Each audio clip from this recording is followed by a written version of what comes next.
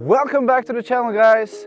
Today we're talking drones, and especially the Mavic 3 Cine that I recently purchased.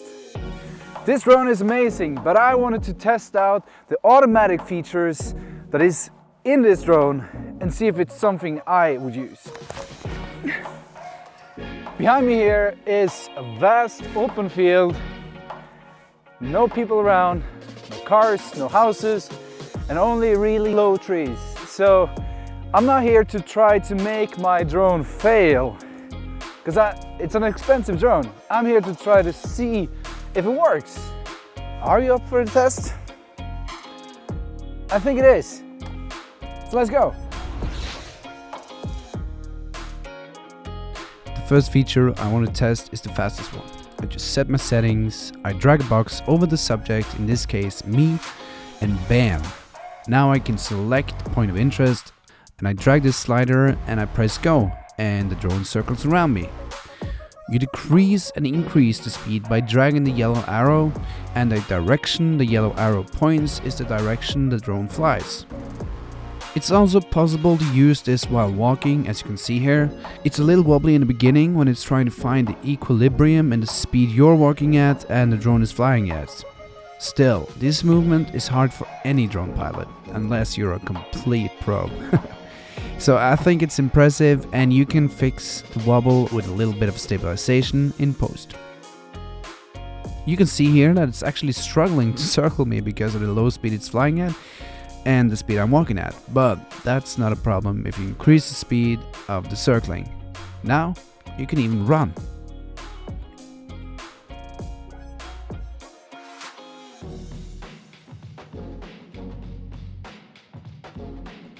And standing still, this drone is circling me at a high speed with me perfectly centered. Just look at all that sexy parallax movement.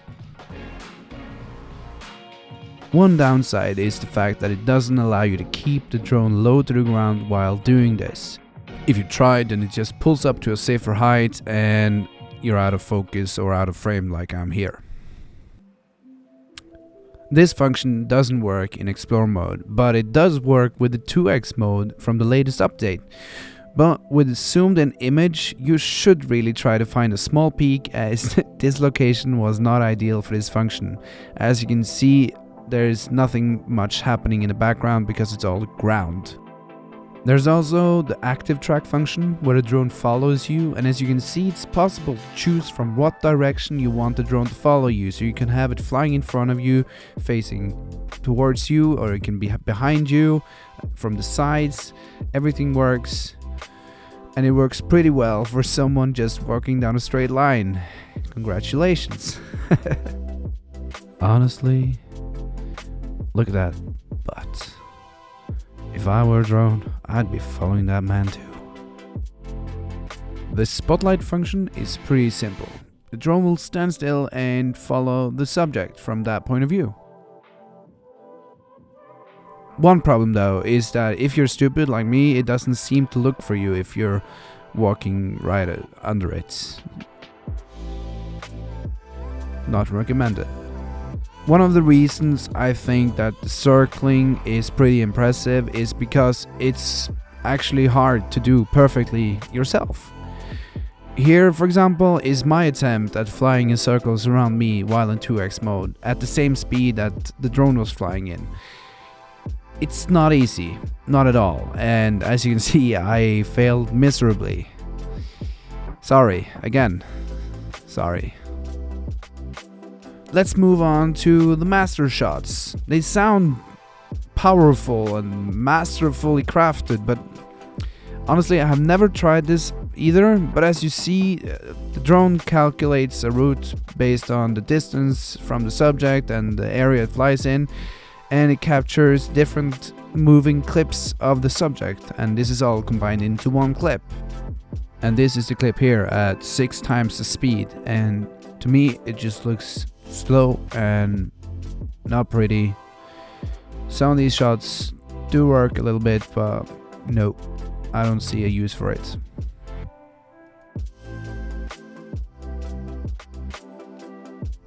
this is something I see no use for. I love flying my drone and exploring the area I'm in. I see no reason to give this task up, as I still need to keep an eye on the drone while it's doing its job. And also, some of these shots I can do way better myself, and I don't think I will entrust this to the drone alone. If you don't like flying drones but you want to have drone footage, then maybe it's something for you.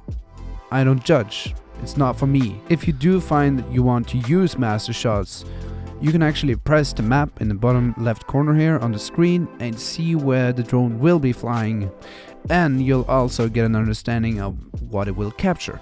But what this function is suitable for is for people who are new to flying drones.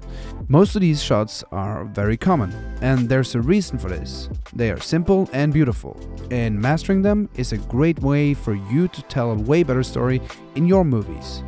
Master shots do not work if you move.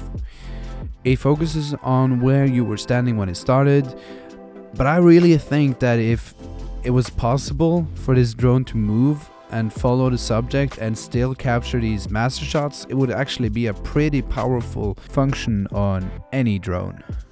Quick shots might be more interesting, but these are also shots you can and should learn to take yourself. You have some options here where you can choose how far away from you the drone should move, etc.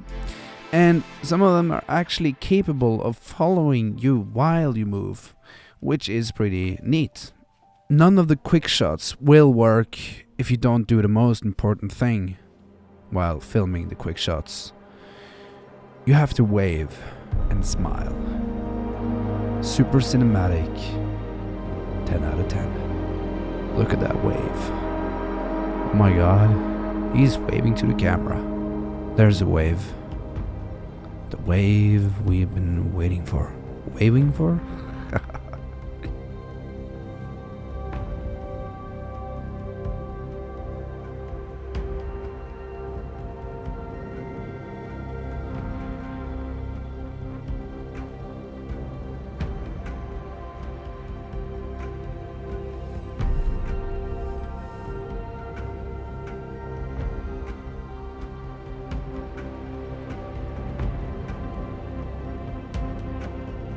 I tried the boomerang function like 3 times, and for some reason the drone failed 3 times without any real reason. There was nothing blocking the flight path. There was snow. Maybe it was the reflection of the snow making it hard for the drone to understand where it was, but all the other functions worked. So maybe I'll try and see if it works in different conditions, but yeah, not impressed. Not at all. I'm gonna be really harsh and honest right now. The asteroid function, it's the most gimmicky and useless function in my opinion. Not only is it just 1080p, but I don't see any real reason to use this. Out of all the functions, it's the one that's possibly the hardest to make yourself, but it's also the one that's not used for anything else than a possible social media post to impress the people that doesn't know what a drone is. I know it's been around for a long time, but I have never been impressed by meteor shot function thing, asteroid function, sorry.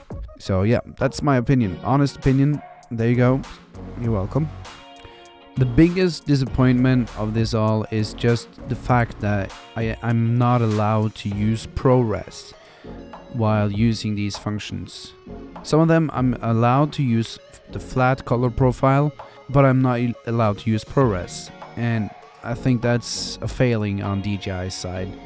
Even though I'm not going to use it, I think it should give me the possibility to use ProRes. So to wrap this up and answer the question I stated in the title, will I use these features? Honestly, I think some of them are actually pretty cool. At least if you're just traveling around filming yourself. But if it was for professional work, I wouldn't be in front of the camera, and I don't see any use for these features. And the fact that some of them don't even work, or one of them failed several times, I'm not impressed. And also the fact that at least one of them only had 1080p resolution is useless to me. Yeah, sometimes, or for social media, I could post it online, but it's just a gimmick. And at least that feature is the least attractive one for me. If I wanted a drone to do stuff like that, I would never buy the Mavic 3 Cine.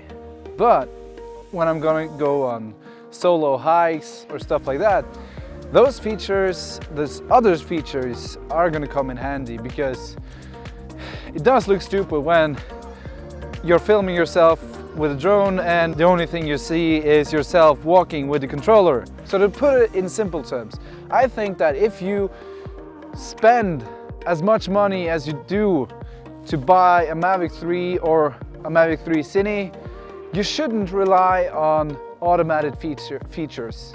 I know DJI marketed it as fantastic and everything, and that's on them, but I never bought this drone to fly it automated.